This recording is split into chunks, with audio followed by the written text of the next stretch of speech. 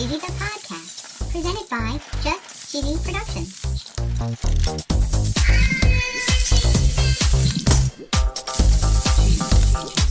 Hi there, I'm your host, Fondue. In this week's episode, we're going to talk about cheese powder. That's not cheese. Well, it's not cheese. What? We're also going to talk about cheese and ice cream. Ice cream's not cheese. And we're going to tell a very cheesy joke. That's cheesy. Stay tuned for all of our shenanigans on Just Cheesy, the podcast, episode 19. Shenanigans.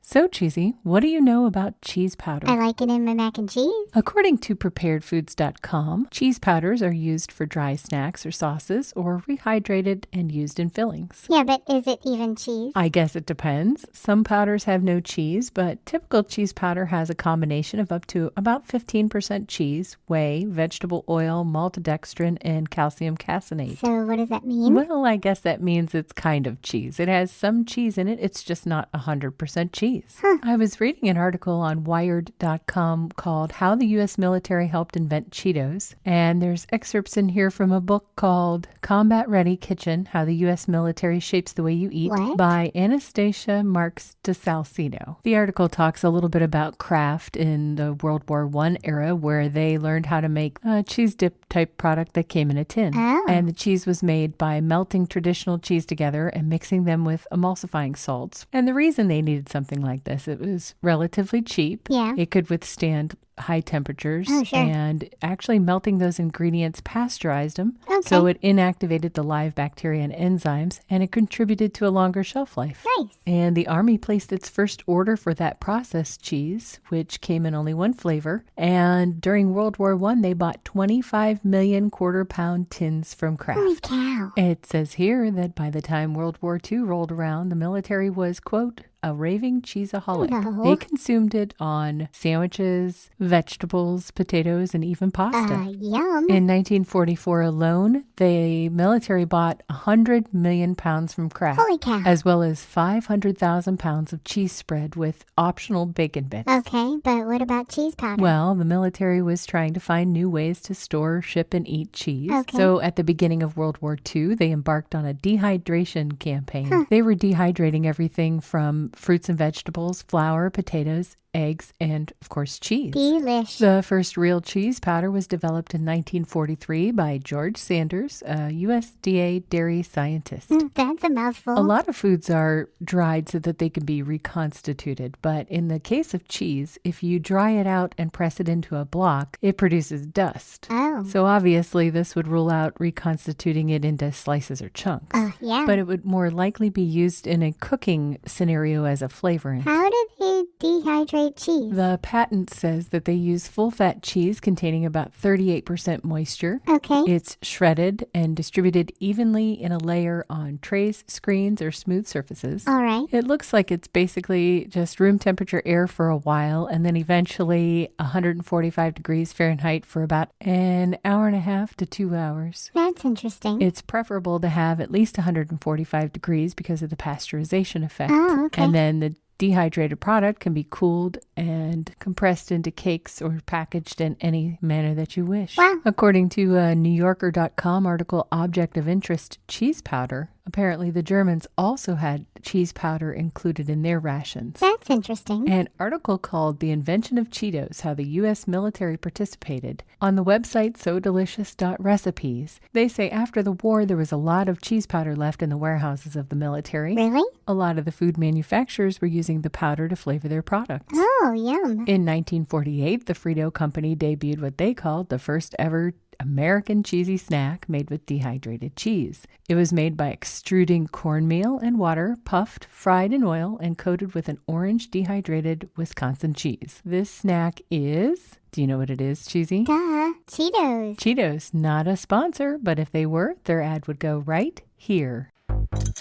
Just Cheesy the Podcast, presented by Anchor. What? Like the metal thingy that holds boats in the water? No, Cheesy. Like Anchor app. What's the Anchor app? Anchor's the host that we use for Just Cheesy the Podcast. Really? Anchor allows you to record and edit straight from your phone or your computer. Wow. When you host on Anchor like we do, you can distribute your podcast on listening platforms like Apple Podcast, Pocket Cast, Stitcher, Spotify, and there's even an RSS feed. Ooh. The feed allows your podcast to appear in places like Good Pods. Wow. And best of all, Anchor is totally free. No. Yep, that's right, free. Holy cow. Download the Anchor app or go to anchor.fm to get started.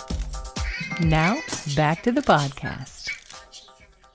Apparently, a more effective way to make powdered cheese is spray dry. Spray dry? There are a couple of companies that claim to have led the way in cheese powders. One is a Danish company called Lactosan. The factory manager, Christian Jensen, began experimenting with melted cheese and industrial spray dryers, producing what we recognize as modern cheese powder in around 1951. Wow. In the U.S., we have a company called Commercial Creamery. They're the proud owner of the website cheesepowder.com, and they claim that they pioneered the manufacturing of cheese powders for the food industry over 60 years ago. What the heck is spray drying? Wikipedia.org says spray drying is a method of producing a dry powder from a liquid or slurry by rapidly drying with a hot gas. The hot gas is typically air, but it could be a liquid like ethanol, or it could be nitrogen. Okay. I was curious to see what this process might look like. There's a YouTube video called Introduction to Spray Drying. So from what I gather, it's very industrial. They have a slurry in a tank and it goes through these other tanks and air is pumped in, and at the end you get powder. You're so technical, Fondue. Yeah, well, anyway, this video is about general safety protocols, and the takeaway that I had was if the spray drying has gas like that ethanol, you could die of asphyxiation. Oh my. You could have an inhalation or skin contact problem because of powder contact. Oh no. And the other danger is explosion. Explosion? Yeah, the video said that they could have problems with dust, gas, and heat, but that dust is more explosive than dynamite. Holy cow. Right? Who would have thought that powdered cheese could be dangerous? Yeah, not me. So, do you want to know what is not dangerous? Cheese? We talked about this in a previous episode, but they're at it again. The folks at Van Leeuwen Ice Cream have a specialty product out right now. Guess what it is? Cheese? Mac and cheese ice cream. What? Ew, no, why? Well, it looks like they teamed up with Kraft Mac and Cheese to make an ice cream. They say, I'm quoting from the VanLeeuwenIceCream.com website. Have you ever met someone who didn't smile while eating ice cream or while eating a comforting bowl of Kraft macaroni and cheese? Yeah, we didn't think so. So why not enjoy both at the same time in the same bowl with the same mouth? That does not sound good. Well, I don't know if I'll ever get to find out. I went on their website. It looks like it's sold out online, and supposedly they carry it at Walmart, but I didn't see it there either. So I guess we'll have to wait until the next time it comes out. That's a hard no. I'm of the mindset, don't knock it till you try it. But it got me thinking about ice cream and cheese. Oh boy. And it's not the only ice cream that has cheese in it. Really? Yeah, so Salt and Straw has one called Pear and Blue Cheese. Ew. And it's got cave-aged crumbles of Rogue Creamery blue cheese in it. Ew. Jenny's has goat cheese with red cherries. Ew. But the most interesting thing to me was something called queso or queso ice cream in the Philippines that uses cheddar cheese. Oh, come on. In an article in cheeseprofessor.com, they say that cheddar cheese entered the Philippines after World War II, and it's now common on a lot of pastries and other dishes. Okay. Lamar Foods in Pittsburgh, California has been making traditional Filipino treats for over 50 years. Really? They have uba queso, which features the cheese shards in scoops of neon purple yam. Yam. They have queso, which means super cheesy. And they have maize con queso, which is the cheese, the ice cream, and sweet corn kernels. It's out of control. The article goes on to say Gabrielle Casada is a member of the family's third generation, and the family name actually translates as cheesy. Aw. I guess we'll have to try it one day. Yeah, we will. So, Cheesy, are you ready for a joke? You bet. What did the cheese say when it got shredded? I don't know. I've felt greater. Get it? Oh my, so bad. It's not bad. It's just a little bit cheesy. Thanks, everybody, for listening to episode 19. We truly enjoyed ourselves. Yeah, we did. Join us next week for episode number 20. Stay cheesy, everybody.